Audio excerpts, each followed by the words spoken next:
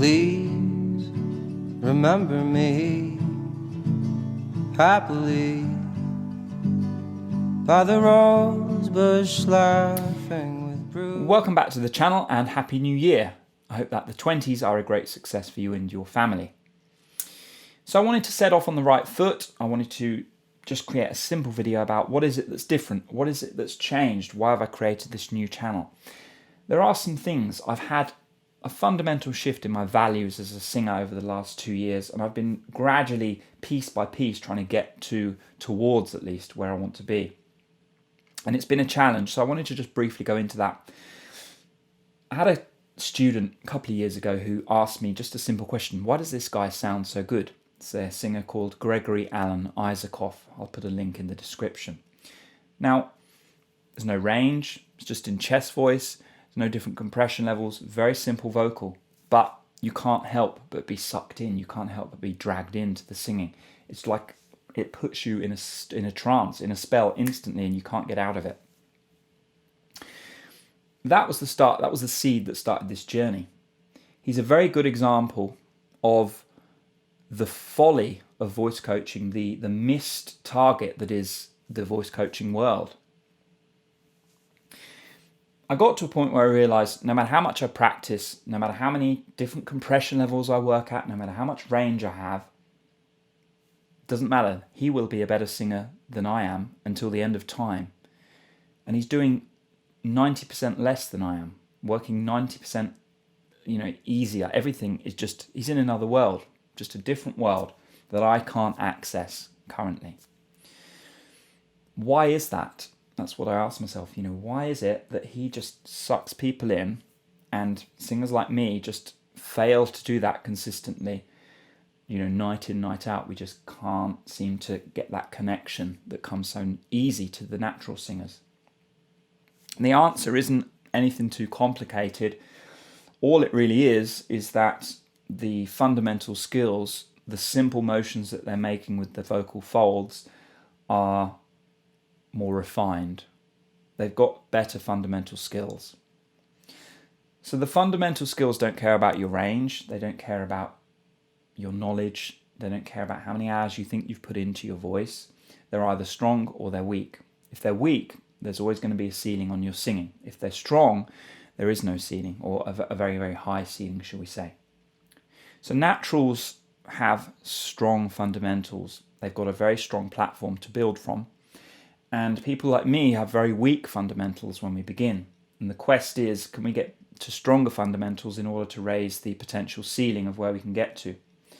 Now, most people studying vocal technique do all of this in reverse.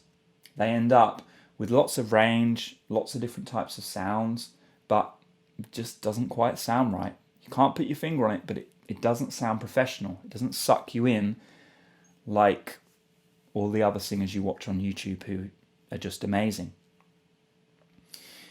The difficult thing about getting to fundamentals, especially for coaches or people like me who've been studying this for many years, is that we think, I've got loads of range, I've got loads of compression levels, I've done my 10,000 hours, I've practiced this over and over, I know my stuff.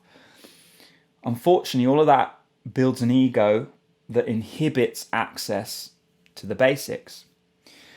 It stops us from saying, I didn't learn my ABCs. I didn't learn to count to 10. That's what we have to get back to. We have to get back to learning our ABCs. We have to get back to counting to 10. We have to get back to putting one foot in front of the other in a wobbly kind of way, to where we really start to test how strong are these fundamentals? How strong are the simple skills that I've got? The answer for almost all struggling singers is the fundamentals aren't yet strong enough. Now, the upside of this is once you can get to that point, working on fundamentals isn't that difficult, but it requires you to let go of all that baggage, which is the hard part. Very difficult. Most people aren't able to let go ever, and some, like me, are able to let go here and there, but it's very, very difficult. We just hate letting go of our ego, who we think we are. We're the tough guy. We know our vocal technique. It's very, very painful to do. But if you can just let go enough to get back to the basics, you can open up a whole new world. So the shift in values is this: realizing that all the stuff you watch on YouTube, all the vocal technique stuff, how do I get my range better? How do I sing with more power? How do I sing on falsetto? How do I sing, in a powerful mix? All this stuff. All that stuff is secondary to the basics. If you can get good at the basics, you can earn a living as a singer. Even with limited range, with limited compression changes, just really speaking range singing. You can drag people in and they will be, it boggles their mind how much you will suck them in.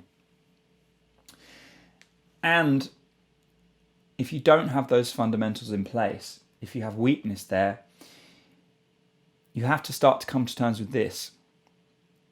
No matter how long you practice, no matter how much power you develop, how much range you develop, no matter how much of all that vocal technique stuff you think you know,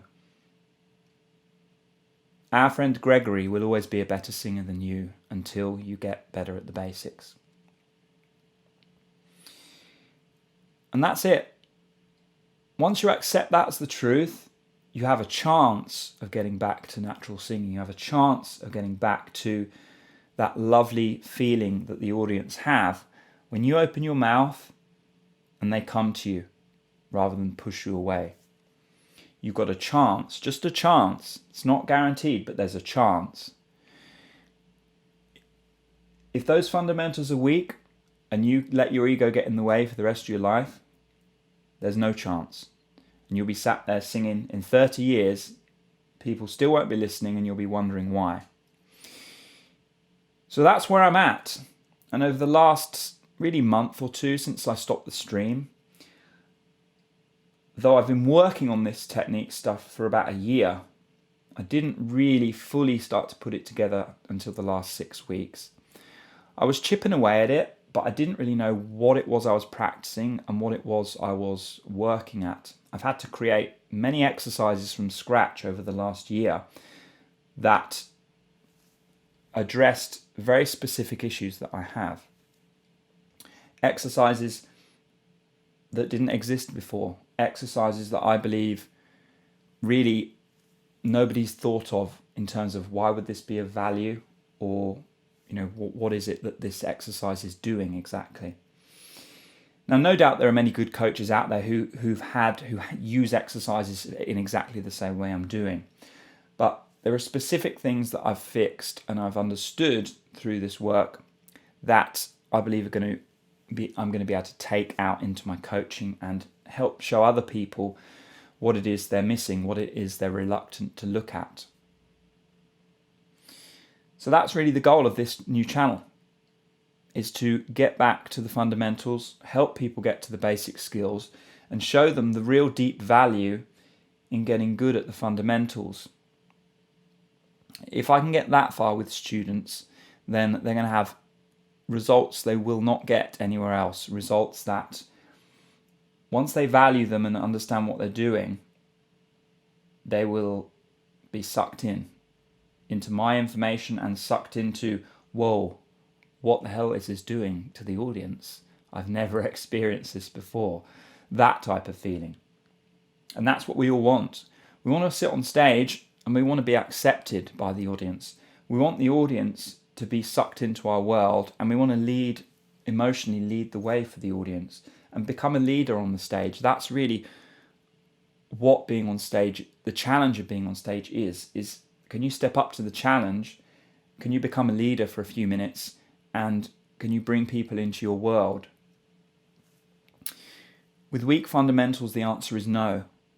But if you can get down to the basics, if you can chip away at this, the answer over time will be yes.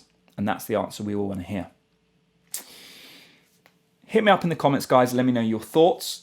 Again, have a great 2020 and let's look forward to a wonderful decade ahead. I'll be back next week with a new video, and there we go.